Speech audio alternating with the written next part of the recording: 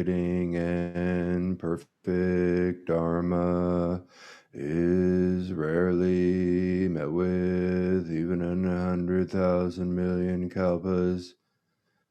Having it to see and listen to remember and accept, I vow to taste the truth of the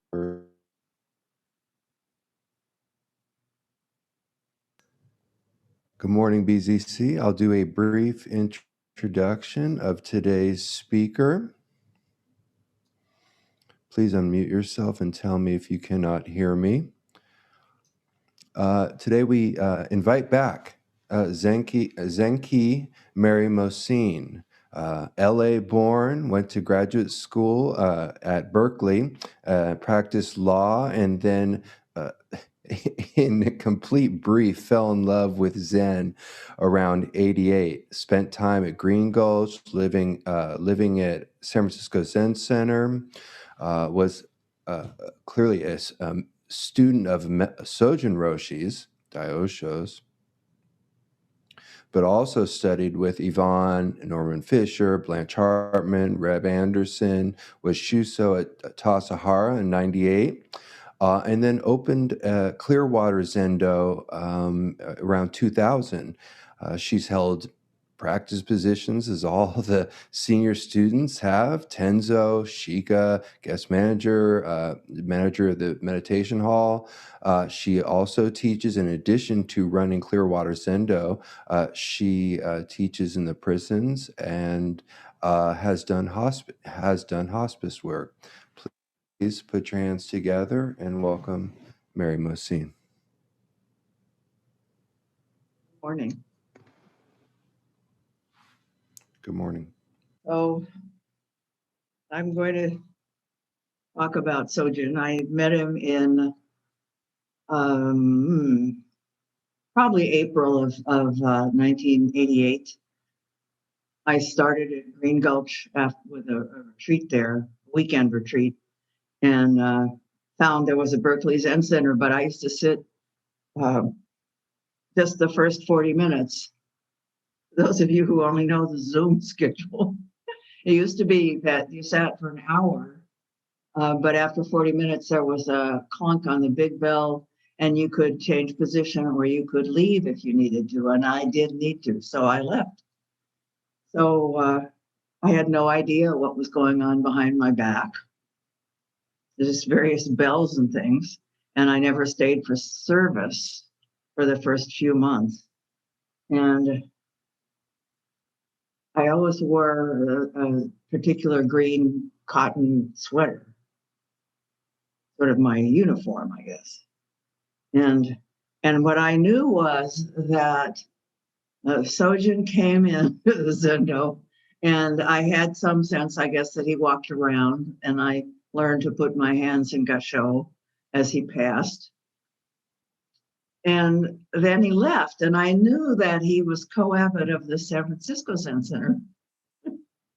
So what I thought was that he opened our Zendo, and then he jumped in his car and drove across the bridge and opened San Francisco Zen Center. I had no idea where he went. And he went to do Dosan, I know now, but I thought, and I had this great image of him with a little beret on, with a scarf around his neck, like Snoopy looks like when he's in a car, rushing across the bay. That was my first impression. And then I finally met him when he gave a talk at Green Gulch. I used to go there on Sundays.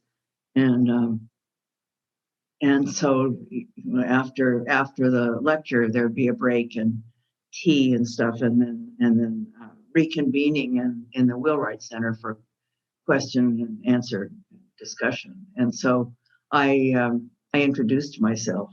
He said he recognized the sweater. And so that was the first time I met him. And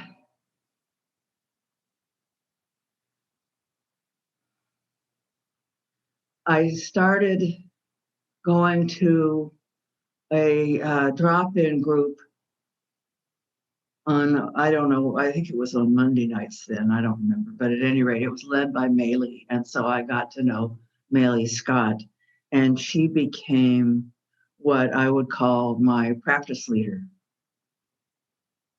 And that group became kind of my Sangha, because since I left after 40 minutes, I didn't really know morning people that much. And I only knew, let's see, it was Rondi and Charlie, and I don't remember exactly, maybe a couple of other people. We all arrived at about the same time and parked on Novia and walked in together. So that was my Sangha at that point. And Maylie was a wonderful mentor and great introduction to practice, and encouraged me to have a relationship with Sojun.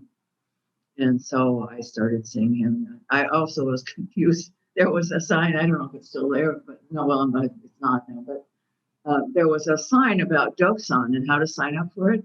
And it referred to him as Mel, and then it referred to him a sentence later as Sojun. So I didn't know that was one person. I thought maybe it was two people. But finally, I got up the nerve and I went to see him, and then we started talking pretty regularly. And eventually, he became my teacher.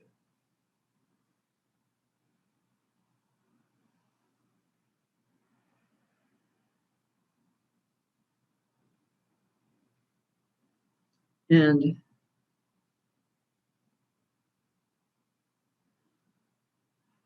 I don't remember exactly. At some point, that would have been like in the fall of '88 or something.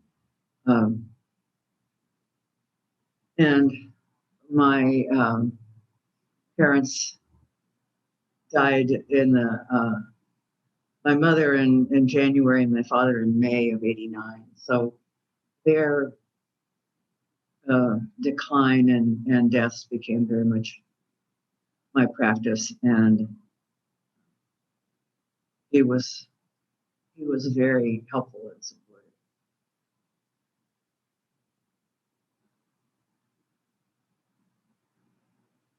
I hadn't meant to talk about my relationship with him so much.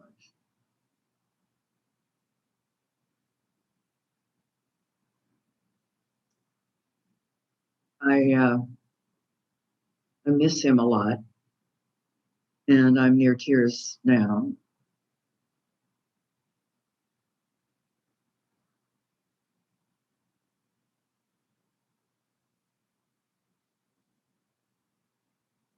What I wanted to talk about was I did this during the 49 days after he died here in Vallejo.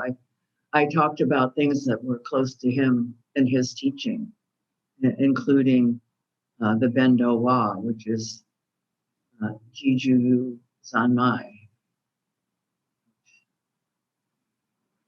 There are lots of translations of it: self-enjoyment samadhi, self-fulfilling samadhi. I'm going to say self-realizing samadhi, self-actualizing samadhi, maybe.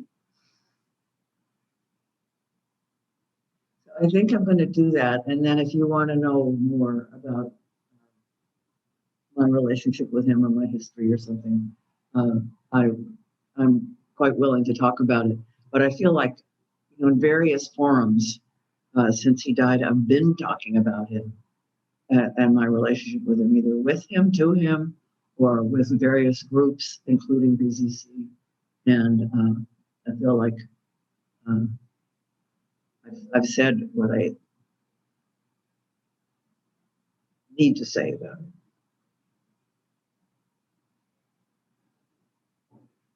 So he loved that teaching of GGU Zanmai. If you heard him, I haven't been regularly around BZC for a long time, probably since the early 2000s. And I started to come back when he was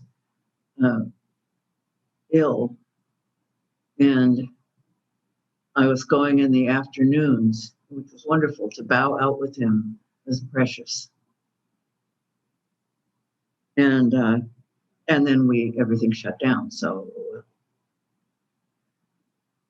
but I think it's probably a fair assumption that he continued to talk about Jichuyu Zanmai.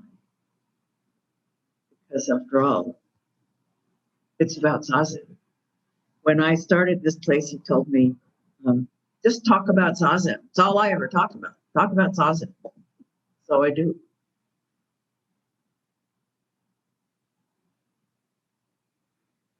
So you're probably familiar with this.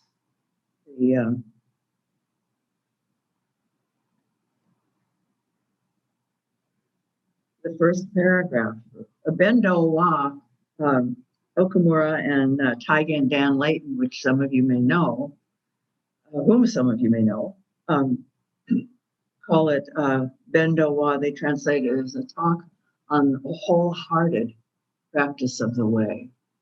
Wholehearted. All Buddha Tathagatas together have been simply transmitting wondrous Dharma and actualizing Anuttara Samyak Sambodhi. Incomparable awareness is how they translate. Incomparable awareness. For which there is an unsurpassable, unfabricated, wondrous method. This wondrous method, this wondrous Dharma, which has been transmitted only from Buddha to Buddha without deviation, has as its criterion Jijuyu Zanmai. Jijuyu Zanmai, which can be the samadhi of self-receiving or accepting its function, or samadhi of self-enjoyment, or self-fulfillment. Self-fulfillment. So, what is that? Because we're always talking about no self. And Sojun used to say, you need an ego in order to manage your life. But it doesn't. Now this is the way I talk about it now, and I don't remember if he actually said this part, but he may very well have. Anyway, that it doesn't. It should not be. It doesn't need to be this big beach ball in front of you. It needs to be a little cantaloupe or a softball over here.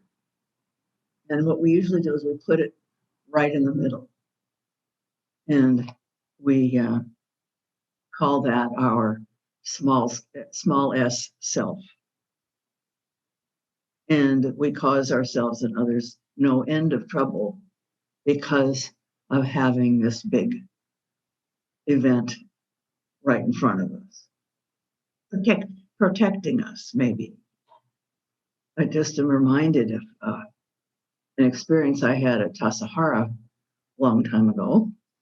I just had this image. These things that start. It wasn't with words. It was just like, I don't know, maybe a movie or something. But just those things are just. It's like an insight that's physical. Anyway, it was that I was carrying around a bag of shit. Maybe another name for the beach ball, and I didn't want to put it down. And it was, it's carrying it right here, protecting my hara, my solar plexus, whatever, my gut. And I realized, I saw that I didn't want to put it down because it was warm. It was protecting me from who knows what. And it was mine. And that even though it smelled and it was heavy, I wanted it. I thought I needed it. And I don't know that I put it down in that experience. But I had a really clear, a real physical sense of wanting to protect myself. And I think the self that we're talking about in Jiju Zanmai is not that big capital S self that we talk about sometimes, which is, I don't know, the universal self, all being, thus, it, whatever, the absolute self, which encompasses all. I think that it's talking here about the small s self and maybe I rarely say but maybe it is but the small self, but just this one over here, just the little cantaloupe. What would it be like if you put down your bag of shit, or if deflate the beach ball? That might be fun, It's got a little valve in it, and you could open that up, and it might fly like a balloon flies. I don't know. Just to let that go. What would it be like if you stopped trying so hard to protect, defend yourself? What if you wholeheartedly and wholesomely simply allowed yourself to express itself without anything extra? One of the important distinctions he taught me was that we tend to use the word vulnerable, that I feel vulnerable, and that the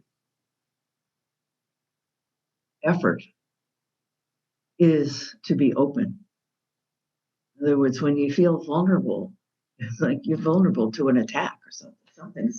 Something is after you, and you're vulnerable to getting hurt in some way, thwarted.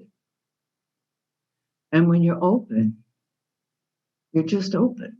This is the gesture then. And what would it be like? What would it be like? A useful question. What would it be like to just be open? To simply respond?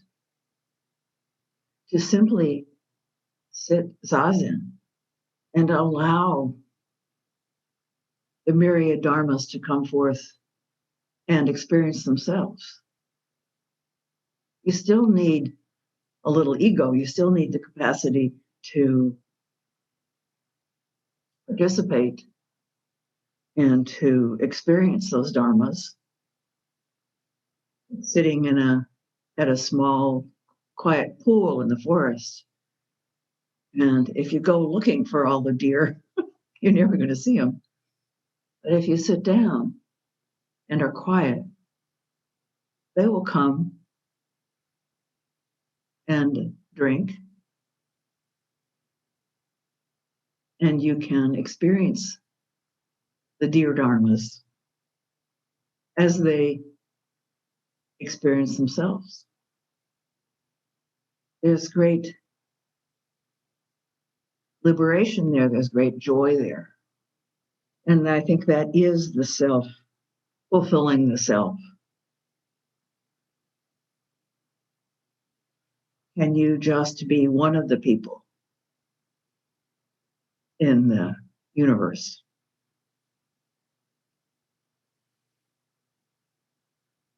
We so often feel a need to control it and have it come out the way we want, or to avoid what we don't want to have.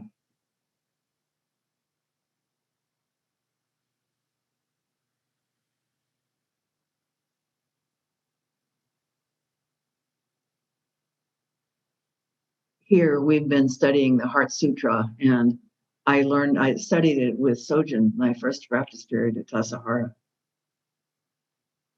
And we used the text from the Tiger's Cave, the long article by Abbot Obora.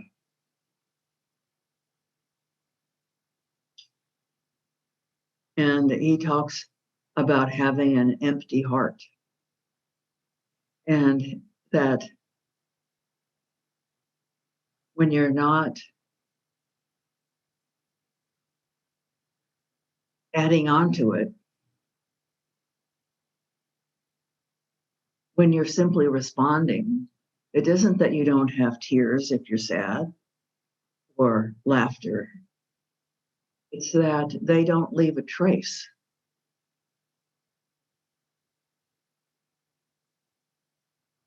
What would it be like? It's zazen.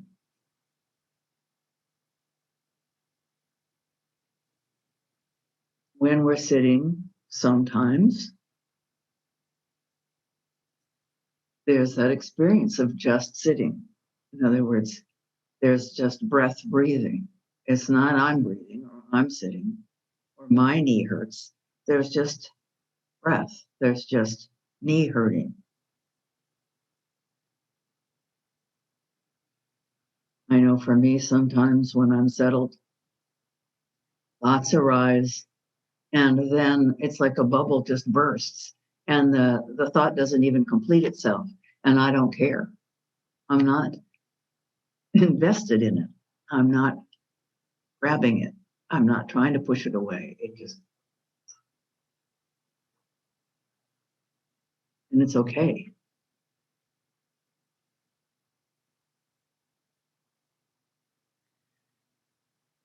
I want to tell you two stories at once. One is about, I'm going to start with the one about the empty heart. When we were studying that, I worked in the kitchen, the first session there, because I'd already sat three, I think. I started in September, so I'd already sat a bunch, and we were very, very, very short-handed. It was a practice period of, I think, about 25 people.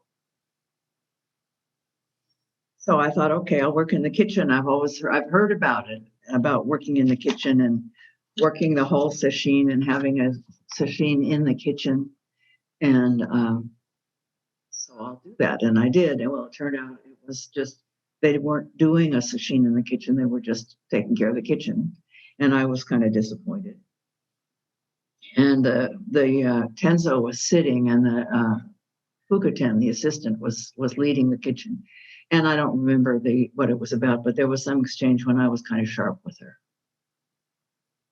And I felt bad about it. And I spent like the next 2 days working on kind of getting to an empty heart. And it was hard, letting go of wanting to blame her and wanting to justify myself and getting in touch with the ego, which was saying, how dare you insult me, and being with that, because it hurts. It's also very funny, but it hurts. And I was angry, and I was right, and all that, on and on. And finally, on maybe the last day or the second to the last day, I don't remember, but finally I got to the point where I could just say, I'm sorry I was sharp with you. And of course, she didn't even know what I was talking about because it hadn't been that big a deal. I needed to apologize because I didn't like the way I had acted. And who was right or wrong or whatever was pretty irrelevant. So come Shosan at the end, I don't know if everybody knows, Shosan is at the end of a multi-day session. Each person has the opportunity to ask a Dharma question that's close to their heart of the whoever's leading the session. So I figured out a way to ask that didn't kind of identify who the spat had been with or anything. And I just said that, that I had this issue and I had worked to get to an empty heart and felt like it cost a lot. It was really hard. And I said, does it get any easier? Because it felt like it cost a lot. And does it get easier? And he looked at me and he said, don't be stingy. I can't hear you laughing, Well,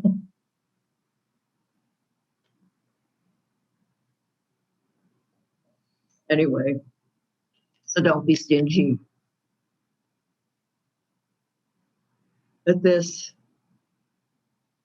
Jiju Zanmai, self-enjoying samadhi, I think once I got there to that empty heart, it was a joyous thing. Once I worked through all the ego, unwholesome stuff, I got to wholeheartedness. I mean, an empty heart is wholehearted.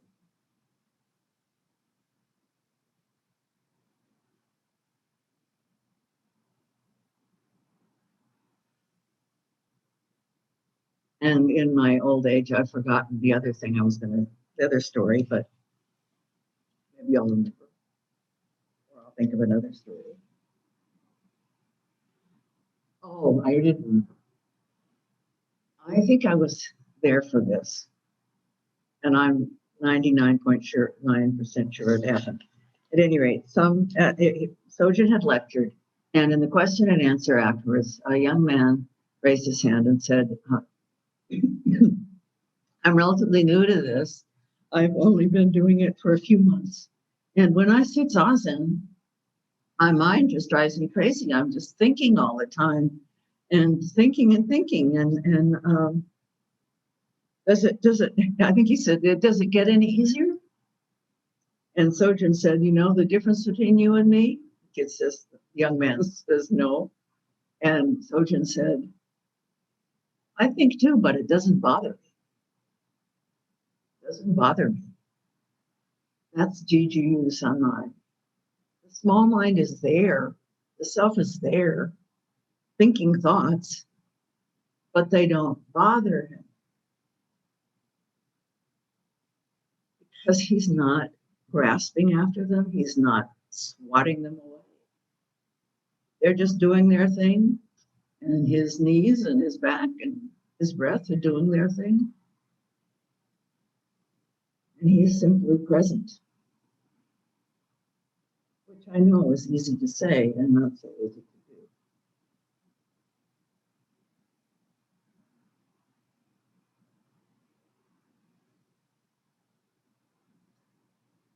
do. Uchiyama talks about it in his commentary to the Bendo Wa.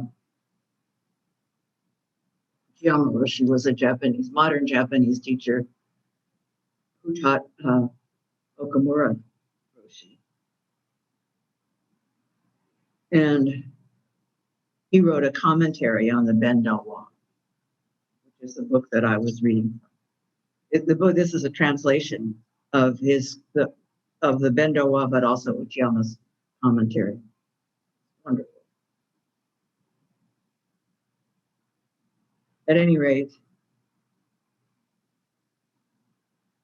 Uchiyama talks about it as he's saying that in a way, it's about knowing that you're deluded and accepting that you're deluded, Jiju Zanmai, and stopping insisting on getting somewhere or getting rid of something.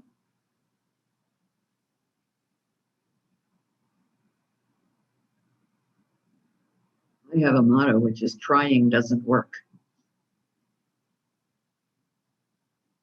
That small self is deluded. We are deluded. We think the default is, I think that I am a permanent solid event.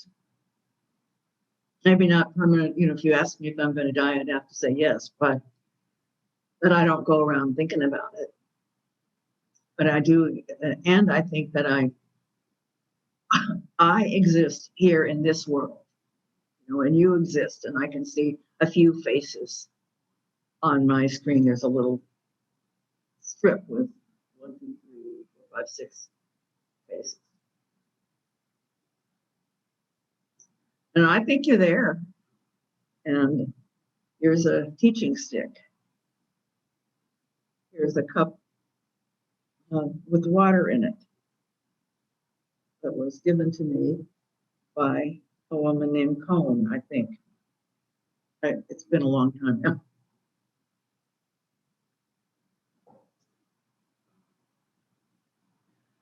So So, and we're picking and choosing all the time. We're living in this relative deluded world all the time. We have to. Otherwise,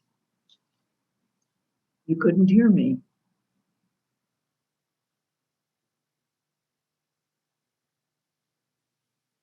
So, in order to function, we live in a deluded world that treats things as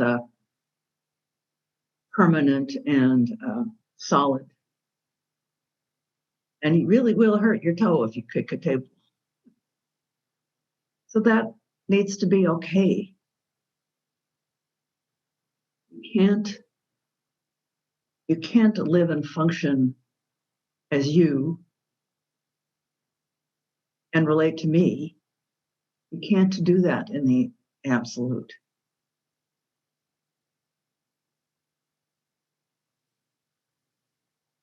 That's why they call it the hazy moon of enlightenment, because it has to include accepting things as it is. Another Sojunism, he said Suzuki Roshi used that phrase, and according to Sojun, he was questioned, like, what do you mean things as they are? And he said, no, things as it is. And Sojun loved that, as you probably know. It's important for Jiju Zanmai to let the self be the self. Enjoy it. What would that be like? There's a great joy in wholehearted acceptance of things as it is. There's a great joy in letting go of all the extra.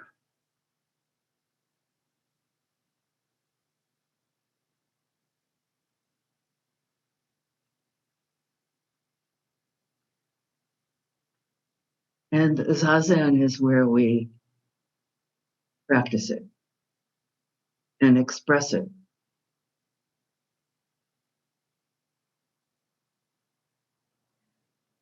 He once said, maybe more than once, I don't know, he said something, somebody asked him something about Zazen. He said, just sit.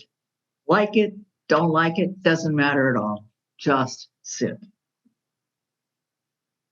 Sometimes we don't like it, so we'll sit anyway. He also said, this is somewhat of an aside, but I think it's useful to remember, every time I sit, when I sit down, I give myself Zazen instruction. So, I check if I'm sitting up straight and so notice where my chin is. And are my ears in line with my shoulders and my nose in line with my navel? And one thing that really stuck with me over the years is that he said, push up with your breastbone. Not out, not like the Marines, just up. Just push up with your breastbone. And then your shoulders naturally open and fall open.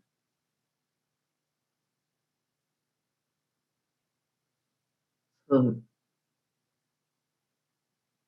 that's Jiju Zanmai, simply wholeheartedly assuming and maintaining posture, wholeheartedly letting go of thoughts,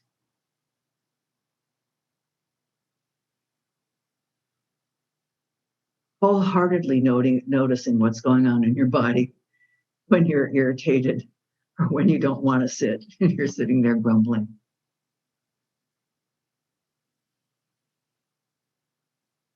In other words, not pushing it away or not saying to yourself, I should be enjoying this. They said it's self-enjoyment. Why aren't you enjoying it? What's wrong with me? I must be doing it wrong. Probably not. Well, you are, because you're doing all that extra on top of not wanting. It's the not wanting to not want that's the problem.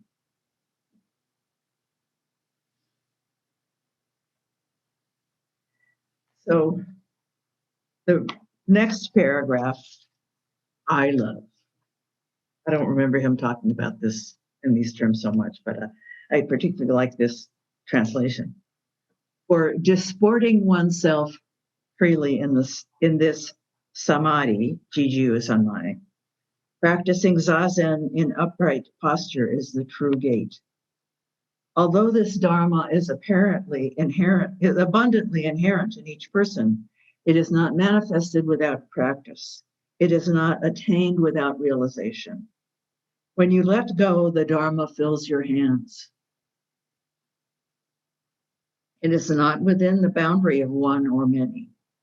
When you try to speak, it fills your mouth. It is not limited to vertical or horizontal.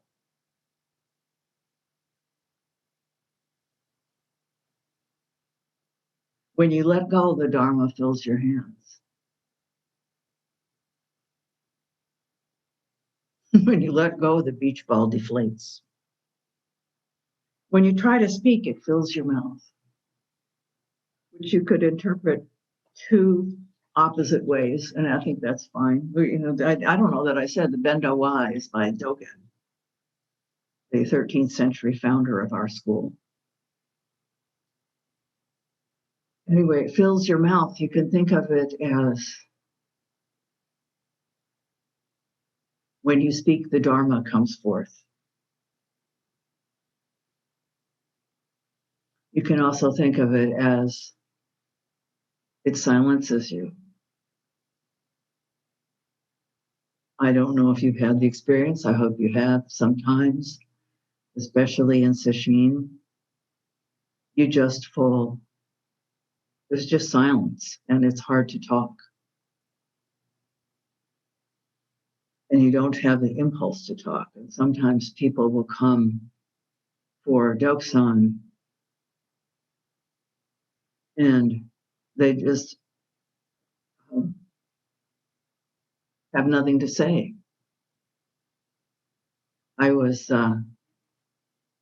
Keisha for Norman Fisher at Green Gulch for a while, and he had a practice of when people were sitting there for a sesshin, he would call them in. He wouldn't wait for them to sign up. He would just call them in to check with them. And so I would go and get them for him. And there were, I don't know, it was a practice period, and there were maybe 6 or 8 people in that category. And they were just, they would be in there for like 2 minutes and they'd be out, and I'd get another one. And during the break, I asked him about it, and he said they didn't want to talk. And I think that was pretty nice.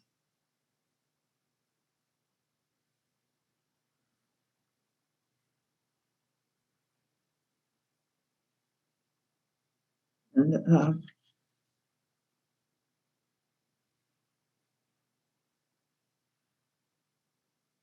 that image of when you let go, it fills your hands. You've heard all kinds of variations about that. Don't you hold the bird too tight and you kill it, let it go. And maybe it'll come back. Someone you love, let them go. And then if they come back of their own accord, then you know.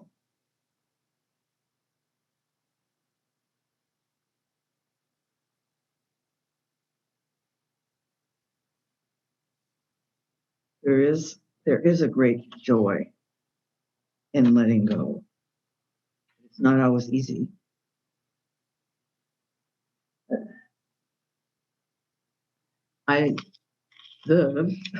This phrase for disporting oneself freely in this samadhi. Zazen is the true gate. Disporting oneself freely. What a wonderful image. I think of dolphins. You never see them they're sometimes around the Golden Gate or something. You see them from Baker Beach. You can see them, and they're just swimming and jumping. And that seems to me a wonderful image of disporting freely. And when we are not stingy, when we're willing to pay the price of getting to an empty heart, when we're willing to practice this Jiju Zanmai, this letting the small self be without inflating it.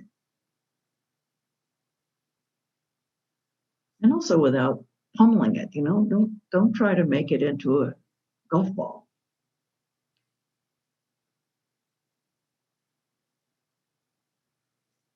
That's stop trying and stop thinking of my notes. Charlie Ware once gave me a pin, which I still have. And Mel told me, yeah, please wear. I used to wear it on the inside of my robe at Tassajara.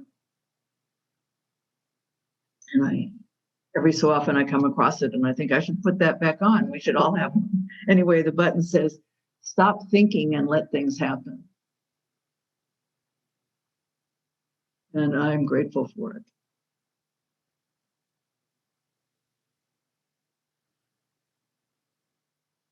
So I think our job, if you choose to accept it, is to make this effort to see clearly as possible where we're holding on, where we're pushing away, where we're adding extra, and to do the homework, if you will, necessary to let go of all the extra. And then this wonderful lightness, this joy arises, not the joy necessarily of yippee, or as somebody said, my Zen key is total joy. And somebody, I was contrasting it with another kind of joy, and somebody said, so yours is the joy of sex and chocolate? I think yes, but I'm not talking about the joy of sex and chocolate so much as a deeper kind of thing. Well, self-fulfilling. Let go of that longing for an essential self.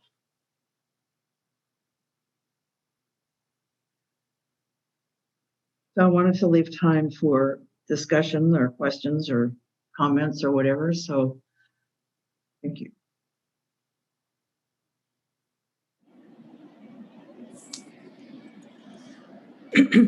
Hi, Mary. Hi. Thank you for your talk and thank you for being with us today. It's nice to have you here. And I appreciated your talk. And I just stumbled over one thing you said or one word you used, which is a word I often stumble over, actually. And it was when you were talking about your sort of harsh words in the Tassajara kitchen. And then you talked about having to work on getting to an open heart. And you use the word work a couple of times. And I always sort of stumble over that word. Like if what we're doing is letting go or not trying, working seems, I don't know, it's not a word that I can really relate to. So that's my question. Don't be stingy. Yeah, but I mean, is that work? Yes. Well, it's my experience of my needing to, or wanting to arrive at an empty heart, my wanting to find myself without the aversion or clinging, my need to get to wholeheartedness. It's funny, wholehearted and an empty heart may be the same thing, but it is work because What's the work? I have to sit still for unpleasantness because I have to touch that part that's hurting, or that part that's resentful, that part that says, well, what about me? It's also I'm a preacher of Jungian analysis, so it goes, but it always, I think, it goes to ancient twisted family karma, and I have to allow that, and I have to feel the hurt and get underneath the anger, and I have to allow myself to do that, and set aside the chatter on top, but not with denying it, but just seeing it for what it is, and then what's underneath this? What's underneath this? And it's usually some kind of hurt, but I don't want to feel it. Okay. And so it is work for me. It is, and it's work that I do with joy and with a lot more ease now than I did then. It does get easier, but I still think of that. Don't be stingy. Do it, and it's don't be stingy with your own effort. So it's something like that. But it's a lot for me, as you know. It's a lot of it's body. It's not so much about the story, but the body. But it does feel like work. But it isn't work in order to get something. Right. So I think that's the difference. It's not in order to, so it's not a grasping, and it doesn't work to insist on succeeding. And I haven't always succeeded. Sometimes it's taken a long time. I mean, that only took a couple of days. It was only a 5-day session. I understand what you're saying, and it's clear to me. It's not the word I would use, but it is clear to me. Okay, you come up with another one.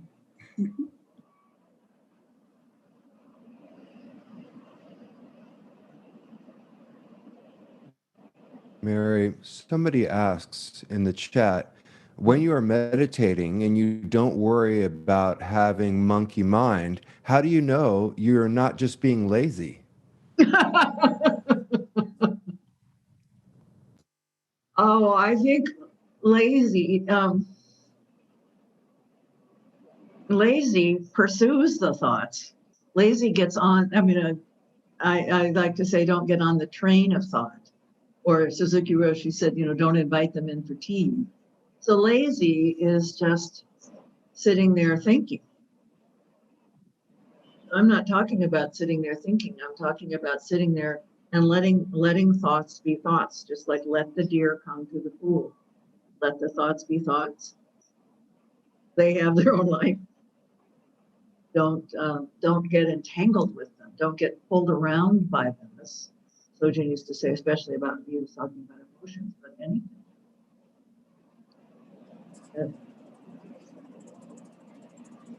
I don't know who asked it. I hope that's. I invite Ben to unmute yourself and ask a question.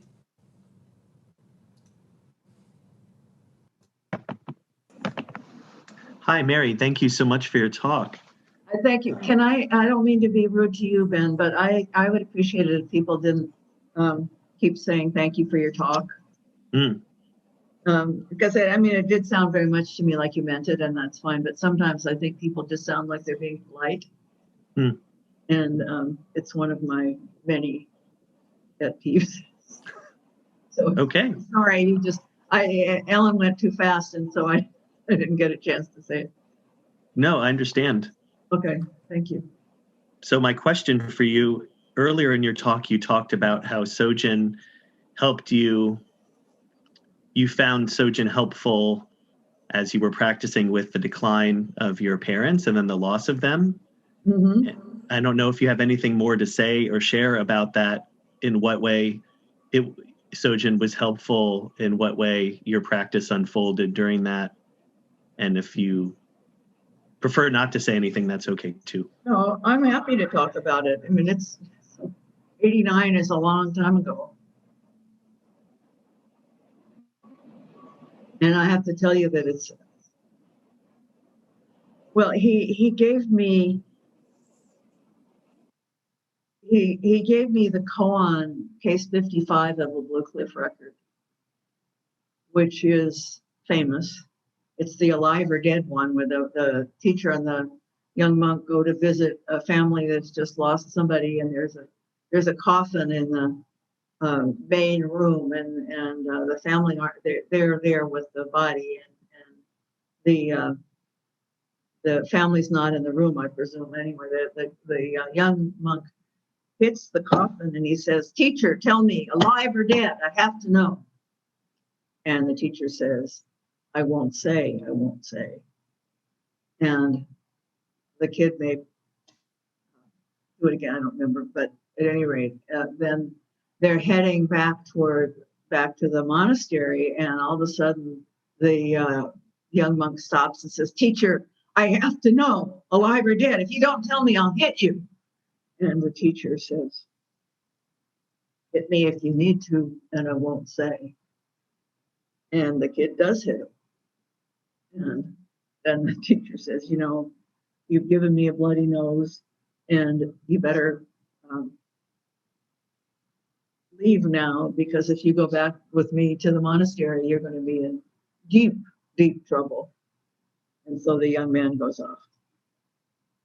And later he comes back and he awakens. But that "I won't say, I won't say" was tremendously useful to me, and I had to chew on it. He didn't explain it to me at all. He just said, "You might want to take a look at case 55 of the Blue Cliff record." He didn't laugh. And so I did, and my first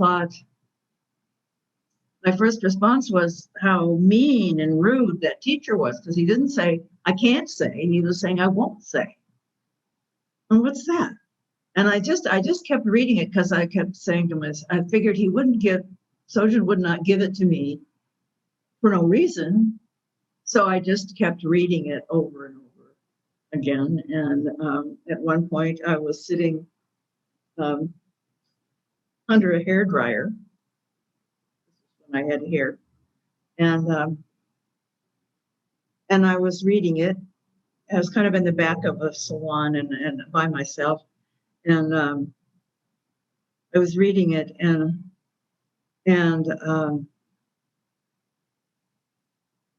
I was just struck, but like getting socked in the solar plexus. Initially wasn't a thought. It was just boom, and then I had the impulse, which I did not do, being in a public place. I want to just throw the book, and after the insight, then the words came, and it was something about, there's nothing to say, you just have to accept it. And there were other insights. I mean, I kept working on it, and he and I talked about death and dying, and I'll tell you one experience that I had that I'm sure arose out of the work with the koan.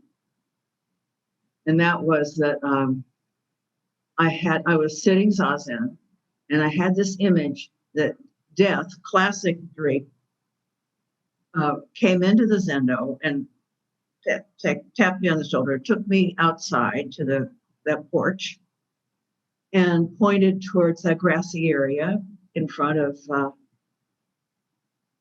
Ellen's office. And what I saw was sort of shadowy outlines of adults falling down and then melting into the ground.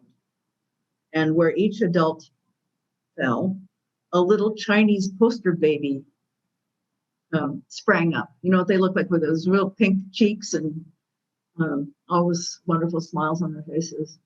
And I said to Death, "Then why do we cry?" And Death said, "Because it's important." And I told Sojun about that. And I said, and Death said, "Because it's important." And he said, "What did death mean?" And I hadn't even thought about it. I mean, I don't know that I could have said much because I understand it intuitively, but I hadn't thought about that. And he brought me up short, and I don't think that I had an answer. I mean, now I could give you a whole Dharma talk, but that's beside the point. At any rate, that's how, I mean, he was tremendously helpful, because he was supporting me to do forgive me, Ellen, to do the homework around it. So, if you want to talk about it sometime, that's, I don't want to take up forever. Mm-hmm. I'd love to talk about it sometime. Thank you, Mary. Mm-hmm. Mary, this is a very quick question. You might be able to address it in a word. I'm thinking of you earlier this morning because I was in the Berkeley Bowl at the beginning of the pandemic.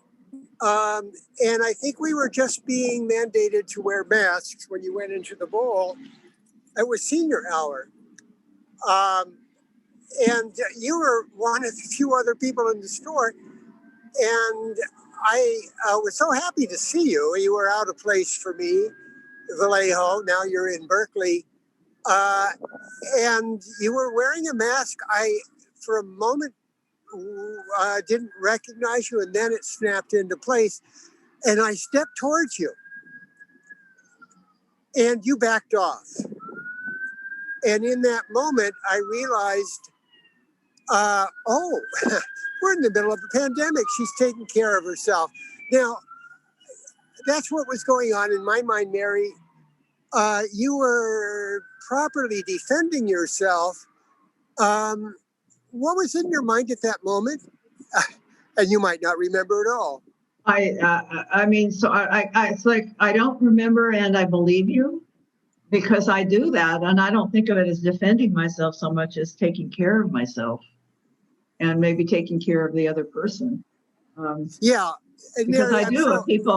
If people come, I'm completely vaccinated, but I'm still trying to be careful about stuff like that. So if people come closer than 6 feet, then I tend to move back. So I don't know that I had much of anything in my mind except, oh, this person's too close. And I don't know if I recognized you right away. Patrick, I don't know. The short answer is I don't know. It was nothing personal. Oh, well, I took it personally for about 30 seconds. And then I realized, oh, we're in the middle of a pandemic. Thank you, Mary. Yeah. All right. Thank you. You're welcome. I've posted the vows in the chat. Please unmute yourself. The Dawn will clunk the bell and will follow Mary Mocine in going through one time. Beings are numberless. And I vow to awaken with them. Delusions are inexhaustible. I vow to end them. Dark gates are boundless. I vow to enter them. Buddha's way is unsurpassable. I vow to become it.